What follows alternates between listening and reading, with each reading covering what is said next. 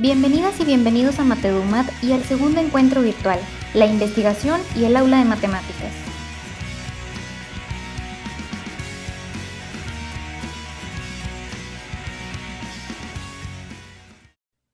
Un cordial saludo para toda la comunidad Math EduMath. Mi nombre es Oscar Moreno, consultor de matemáticas para Scholastic. El día de hoy comparto mi charla titulada Construcción del pensamiento matemático a través de manipulativos virtuales. La invitación que quiero hacerles es que escaneen el código QR que aparece en pantalla para que puedan descargar el material que estaremos utilizando durante la presentación.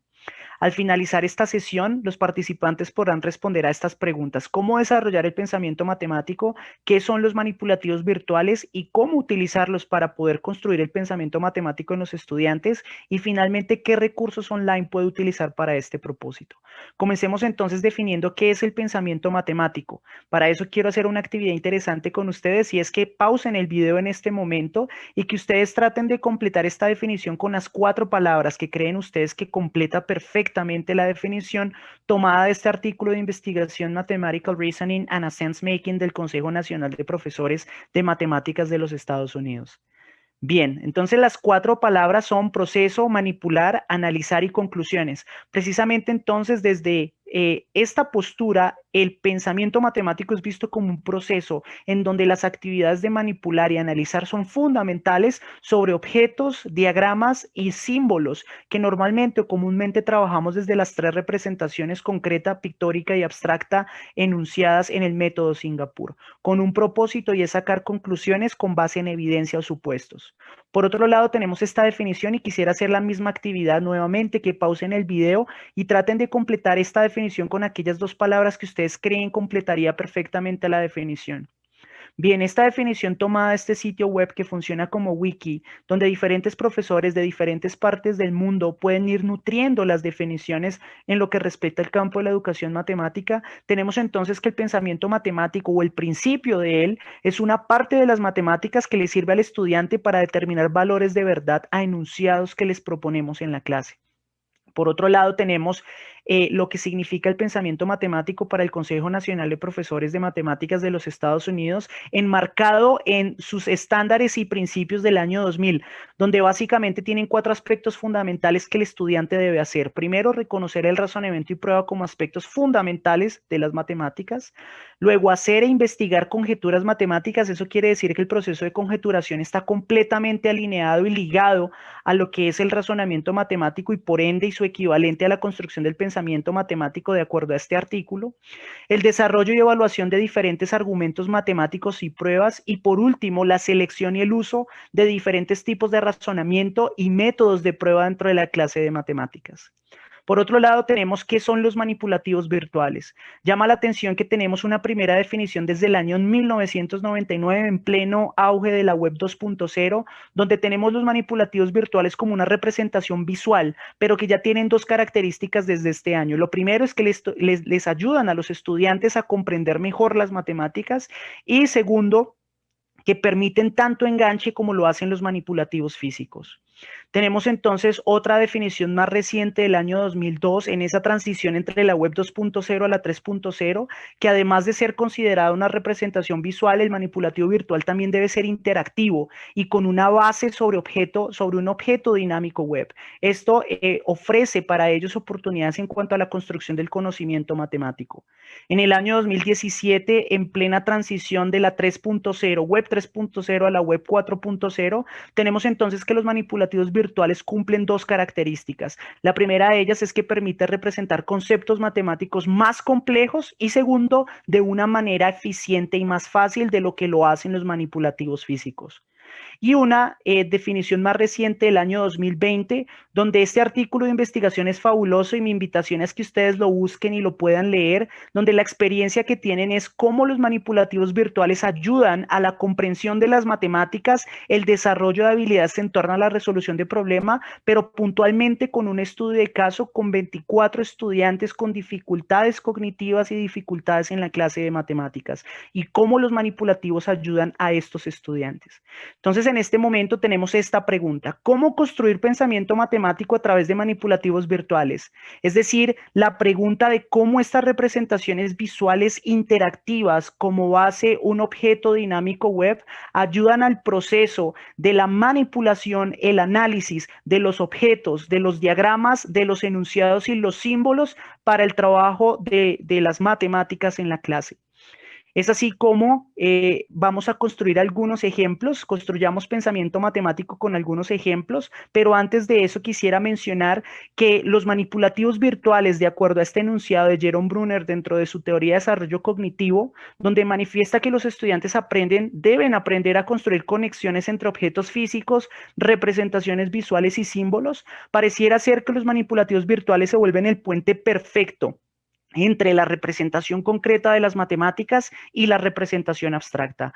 Veamos este primer ejemplo de cómo dar sentido a la resta reagrupando entre 243 menos 158, completamente ligado al discurso que nosotros los maestros llevamos a la clase cuando decimos, por ejemplo, este número le presta a este o el vecinito le presta a este. Vamos a ver cómo podemos trabajarlo dándole un sentido desde la representación concreta, pictórica, utilizando los manipulativos virtuales. Vamos entonces al manipulativo. Bien, entonces voy a utilizar manipulativos virtuales de uno de nuestros programas de matemáticas. Para ello voy a seleccionar los base 10 blocks o los bloques base 10. Lo primero que vamos a hacer es representar el número 243, que serían 3 unidades, 4 decenas y 2 centenas. 243 representado con los base 10 blocks, y a esto hay que restarle 158. Si nos vamos al valor posicional de las unidades, nos damos cuenta que la cantidad de unidades no es suficiente para restar 8. Luego hay que desagrupar una de estas decenas, que las podríamos ver como la podríamos ver como 1, 2, 3, 4, 5, 6, 7, 8, 9 y 10 unidades.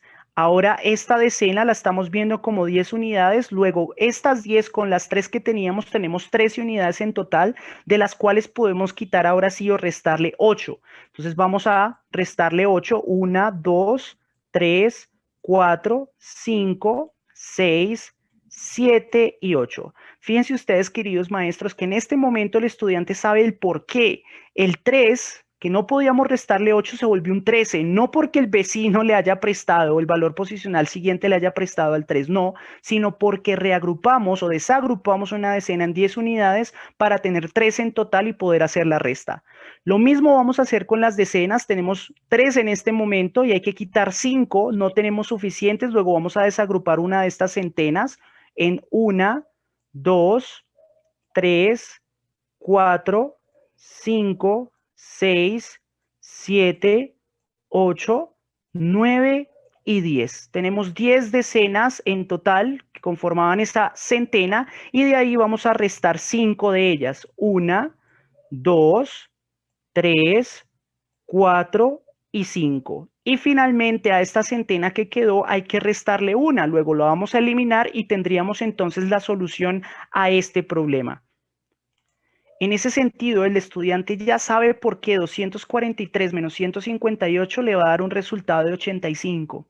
Veamos qué sucede ahora con las expresiones algebraicas, cuando los estudiantes se aprenden a factorizar expresiones como estas, un trinomio de la forma de x cuadrado más bx más c o una diferencia de cuadrados perfectos. Muchas veces repetimos como trabalenguas los casos de factorización desde la parte abstracta, pero ¿qué pasaría si trabajamos eso desde los manipulativos virtuales? Le daríamos un sentido a lo que significa realmente factorizar, que en pocas palabras es buscar los factores de esa expresión algebraica. Veamos un ejemplo a continuación.